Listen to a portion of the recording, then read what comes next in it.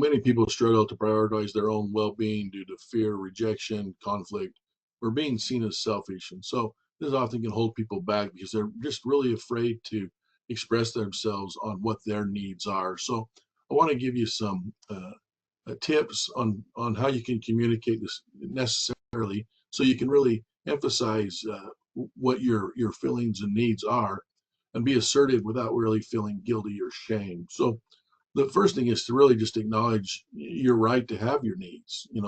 Recognizing that you have personal needs is a normal and healthy part of being human. You're not selfish for wanting respect, space, help, and consideration. Accepting this truth is the first step towards guilt-free communication. Next, you may want to practice self-awareness before speaking.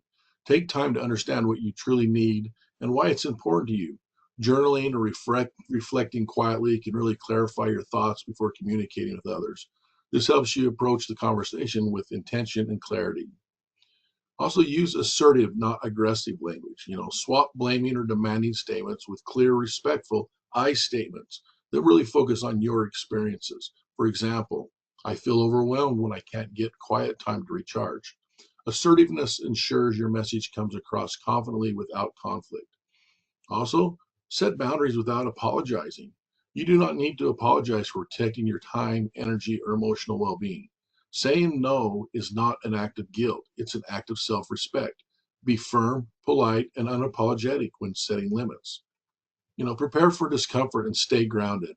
It's normal to feel nervous or unsettled when asserting your needs, especially if you're not used to it. Accepting this discomfort and don't let fear guide your action. Ground yourself using breathing techniques or positive affirmations.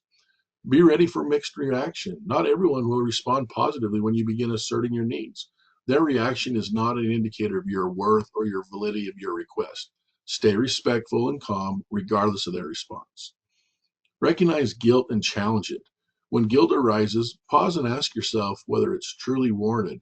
Often guilt is a learned response, not an accurate reflection of wrongdoing.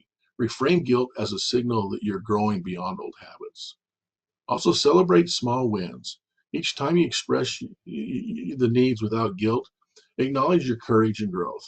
These small moments build the foundation for long-term self-respect and a healthy relationship. Track your progress to increase motivation. Also, seek feedback and support. Talk to someone you trust about your efforts. This could be a friend, a coach, a therapist. Outside perspectives can really help you refine your approach to assertiveness. You don't have to navigate these changes alone. So, what are some action steps you can take? Well, first, just write down 3 needs you want to express.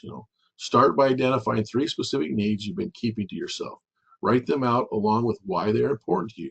This clarity will make it easier to communicate them effectively. Also, create a practice I statements. Practice framing each of the needs using non-blaming I statements. For example, I feel stressed when I don't get time to myself. Repeating these aloud prepares you for the real conversation. Also, role play with a trusted friend. Choose a friend or a mentor to practice expressing your needs in a safe environment. Role playing helps reduce anxiety and strengthens your ability to stay calm. Getting constructive feedback boosts your confidence. So remember, it's not selfish to take care of yourself. In fact, it's essential. In fact, if you really love the people in your life, they deserve the best version of you. And that means you're going to have to take time for yourself. But that also means you're going to have to set these boundaries. So again, continue your journey of health and wellness. And if there's anything we can do for you, just let us know. Thanks.